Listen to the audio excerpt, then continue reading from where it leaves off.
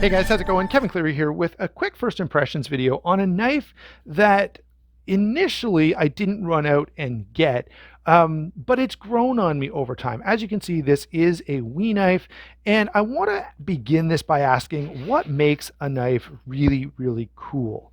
And there are a few suggestions that I would like to offer, okay? Because there are lots of knives out there that I absolutely love.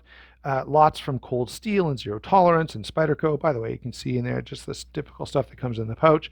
Um, Not every knife that I really, really like would be something I'd consider really, really cool. I do have a couple of quick examples, and this is just a first impression, so I'm going to try to keep the discussion portion short, but I've got a couple of knives here. This, of course, is the Benchmade Super Freak with the layered G10 and the red internals. To me, this is a highly, highly effective cutting tool with M4 steel, comfortable G10 handle. Like functionally, it's fantastic, but it's also really, really cool. Okay, moving over to the Chavez here. Again, this is a functional knife, great hollow grind, makes it slice really well. Absolutely beautiful blade though, G10, which makes it grippy and light. It feels great in hand. The action is phenomenal. Okay, so it's really, really effective in terms of being a cutting tool, but it's also extremely cool because of some of the features and some of the materials that it's got going on. So I don't want to belabor that point, but now let's take a look at the Wee Knives Synergy 2 in a Tanto blade shape. I have to say the thing that kind of put me over the edge on this knife is specifically the Tanto. Something about the standard Persian blade shape with this knife for me just doesn't connect. However, this I find quite impressive. And let's start by taking a look at that blade. What a cool looking blade. This is a James O. Young design, and originally the Synapse was released in like 1999. And for a knife of that age, I have to say, James O. Young deserves some credit here because this is very well thought out. There are a lot of little details. We won't get into all of them because this is just a first impressions, but there are a lot of little details here that are done right. But think about what makes something cool. I think the look of it definitely matters. And if you bring back those knives, I'm not going to, but the knives we had on the table a second ago, they look really cool. High-end features, yes. High-end materials, absolutely. Style, no question. And this knife has all of those things in spades. Function, for me at least, yes. Okay, and I know, by the way, that there's a whole division, and this knife kind of almost leans that way. I understand that there's a whole world of art knives out there that are just about artistry and they don't really pay much attention to function. I don't really go in for that, although I get that some people probably watching this may, get off on knives that are just about the artwork side. This, though, is a really striking, really interesting looking knife that definitely has that artistic quality to it, and yet the function is absolutely there, and the quality and the materials, all that stuff is really, really available in this knife. Quickly, let's point out here, we've got a very heavy stonewash. Look at the stonewash on that blade. That looks awesome. I really, really appreciate that. I love when stonewashes are done really, really heavy, so it almost looks like there's some depth to it. That's really, really cool. I love the compound grind on this, that Tanto tip, giving it a little bit of extra material. And notice this whole thing has been rounded. That's a detail that you're rarely going to get on a knife like this. So that's really, really a nice touch. D2, wow, D2. M390 steel on this blade. I don't know what was going through my head when I said D2, but the blade, despite the fact that it is very cool, is not the big story here. And by the way, you can see the little M390 right there. Okay, the big story here is, of course, the handle, which is rather unique for a couple of reasons. First of all, this is the flame anodized version. It does have this nice milling pattern all the way around.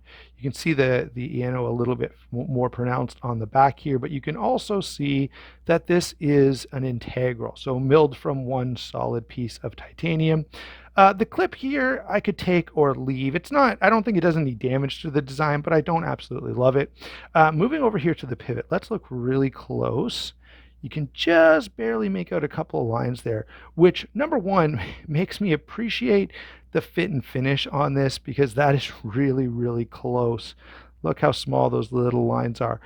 So what this is an insert that allows them to assemble this knife sort of like a sandwich, right? Building it from the bottom up to get the pivot screw and all of the various components of it installed. Now that is a challenge for an integral knife, and I do like the way that We Knives does this. They've done a couple of other integral knives, and their approach I think is the best. A lot of companies who do this try to like slide everything in there and kind of push it out of the way. I'm banging into the tripod there, sorry about that.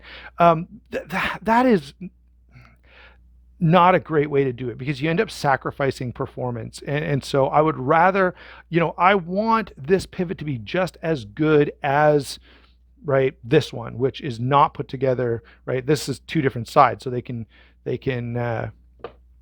take it apart and work on it that way. In order to get that kind of performance, We does it right, I think. They take everything apart, they put it together in a stack, and then close it up with this pivot screw. That's the way to go about doing an integral pivot. So you guys over at Lion Steel, check that out. Whoever designed the Spyderco Paisan and really the other Spyderco, what's the other? Anyway, doesn't matter. That's the way I like to see an integral pivot done. They still have a lock bar insert here, which I think is important. Now, interestingly, the way this is done is this is overlaid. So this little piece of steel, if you look in here, you can kind of see, hold on, I had it. There you go. You can see the edge of the piece of steel right there. So the titanium comes up into this steel and then it's secured by that little screw right there. Really, really nice way of doing that. The other thing that I want to say is, despite that, this knife looks a little different for sure, but when you get it in hand, it feels great. Really, really nicely done. This is a knife that really just models to the hand exceptionally well. The only minor issue that I can have right off the hop is the thumb ramp is way back here, which makes me feel like I'm pushed behind the blade and kind of forces me into a weird position. I wouldn't cut anything like this. For cutting, I would want to be up here. Now, it's not bad, and my thumb kind of naturally lands on the hump there, and I can get some cutting done. So it's not bad, but I would have liked to see a bit of a thumb rest carried out here. I feel like I say that an awful lot, and I guess not a lot of people agree with me in the knife world because you don't see it all that often, but there you go. So I wanted to just go over this. Finally, I guess we should hit on size and weight. So 8¼ inches overall, right? 8¼ is the overall size here. 3½ inches on the blade, 4 13/16 closed. Okay, so just a little more than 4 3/4 when it's closed. This is a rather heavy knife for its size, coming in at 5.1 ounces, but really not that bad. I mean, an 8¼ inch knife, generally it's going to be, around 4 ounces. So we've added an extra ounce, but that's because you can't mill internally when you do a solid piece of titanium like this. So the way it's done is perfect, is acceptable. What I wanted to say was the action is really, really satisfying. Great detent. This fires so hard and it's just really, really satisfying to deploy.